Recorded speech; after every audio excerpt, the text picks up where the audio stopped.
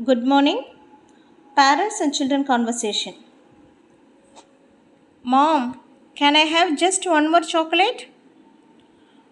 அம்மா நான் இன்னும் ஒரே ஒரு chocolate சாப்பிட்டுட்டுமா? How many have you had already? ஏற்கனவே எத்தனை சாப்பிட்ட? 4 chocolates, mom. 4 சாக்லேட் அம்மா. Already 4. No, I won't. You might get a tummy ache. ஏற்கனவே 4. இல்லை நான் தரமாட்டேன், வயிறு வலி வரும். Next, why are you sitting here? You go and finish your homework. ஏண்டா இங்கே உட்காந்துருக்க? போய் வீட்டு பாடத்தை முடி.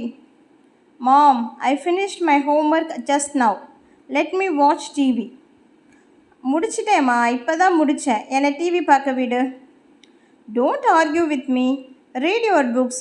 Just do as I say. தேவையில்லாமல் பேசாதடா, போய் படி, நான் சொல்கிற மாதிரி செய்.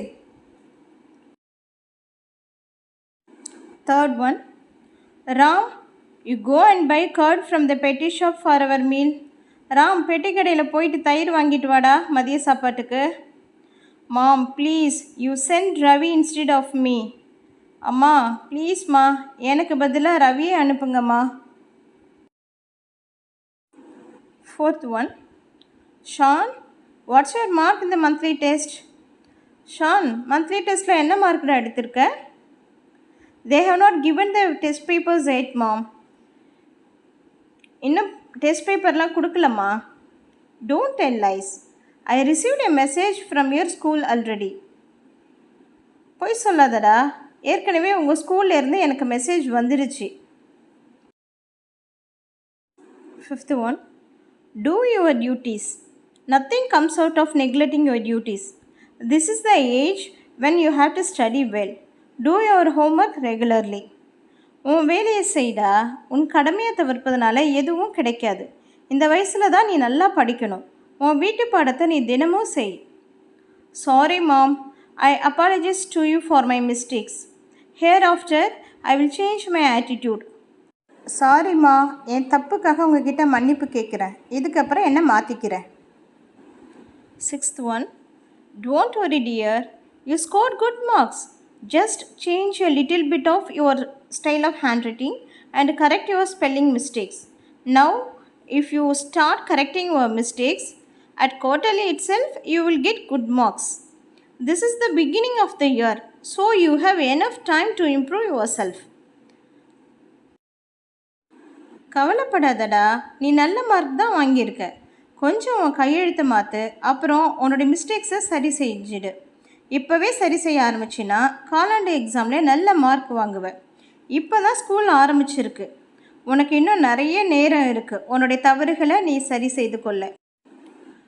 Mom, I think I am getting late for my school bus.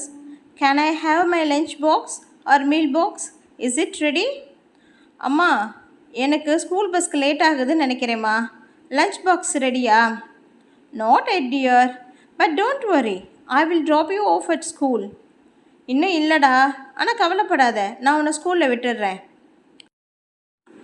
No need mom, I will go on my own by bicycle. வேண்டாம்மா, நானே சைக்கிளில் போயிடுறேன். Eighth one, Mom, one bee is buzzing around my head. Do something. அம்மா, ஒரு தேனி என்னையே சுற்றி சுற்றி வருது, ஏதாவது செய்யுமா. You might try to swat the bee with your book or don't get afraid, I will come. உன் புக்கை வச்சு விரட்டுடா, இல்லைன்னா பயப்படாத, நான் வரேன். You are impressed by her deceptive actions. Don't trust her.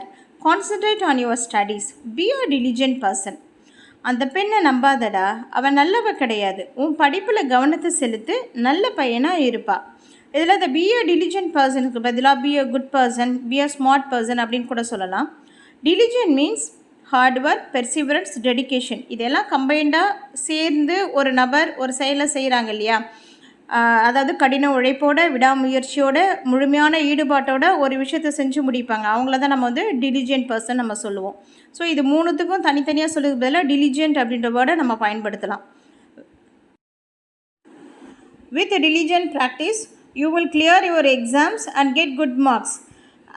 அதாவது ரொம்ப கடினமாக உழைச்சி விடாமுயற்சியோட ஈடுபாட்டோடு படித்து உன்னுடைய எக்ஸாமை நல்லபடியாக எழுதி நல்ல மார்க் வாங்கு அப்படின்னு நம்ம சொல்லலாம். ஸ்கூல் படிக்கிற பசங்களாக இருந்தால். இதே காலேஜ் படிக்கிற பசங்களாக இருந்தால் grab the job opportunities, clear all your arrears with diligent practice அப்படின்னு கூட நம்ம சொல்லலாம். அடுத்து இதில் டிசப்டிவ் ஆக்ஷன் அப்படின்னு நம்ம சொல்லியிருக்கேன். டிசப்டிவ் அப்படின்னா ஏமாற்றுறது. ஒருத்தவங்க நல்லவங்களாக இருக்க மாட்டாங்க, ஆனால் நம்மக்கிட்ட அன்பாக இருக்கிற மாதிரி நடிக்கிறது, நமக்காக ரொம்ப இறக்கப்படுற மாதிரி நடிக்கிறது, அந்த மாதிரி ஆக்ஷனால் நம்ம சிலரை நம்பிடுவோம். அந்த மாதிரி ஏமாற்று வேலைகளை தான் டிசப்டிவ் ஆக்ஷன்னு சொல்கிறோம். Next one, don't frown at vegetables when you see them on the plate. They are good for your health. தட்டில் காய்கறிகளை பார்த்தது முகம் சுளிக்காத, அதெல்லாம் உடம்புக்கு நல்லது. I don't like them mom. I loathe vegetables at first sight. எனக்கு பிடிக்காதுமா, பார்த்தாலே வெறுப்பாக இருக்குது. அதில் ஃப்ரான் அப்படின்னா முகம் சுளிக்கிறது, லோத் அப்படின்னா வெறுக்கிறது ப்ளஸ் பிடிக்காது. அதாவது இப்போது ஹேட்னா வெறுக்கிறதுன்னு அர்த்தம், டிஸ்லைக் அப்படின்னா பிடிக்காதுன்னு அர்த்தம். சிலருக்கு ஒரு விஷயத்தை பிடிக்கவும் பிடிக்காது, மோரோவர் பிடிக்காது மட்டும் இல்லாமல் அதை வெறுக்கவும் செய்வாங்க. அந்த மாதிரி ரெண்டு ஆக்ஷனுக்கும் நம்ம ஒரே வேர்டு சொல்லலாம், லோத் அப்படின்ற வேர்டு சொல்லலாம். அதாவது I love vegetables, I Lot vegetables. Thank you for வாட்சிங். தேங்க்யூ.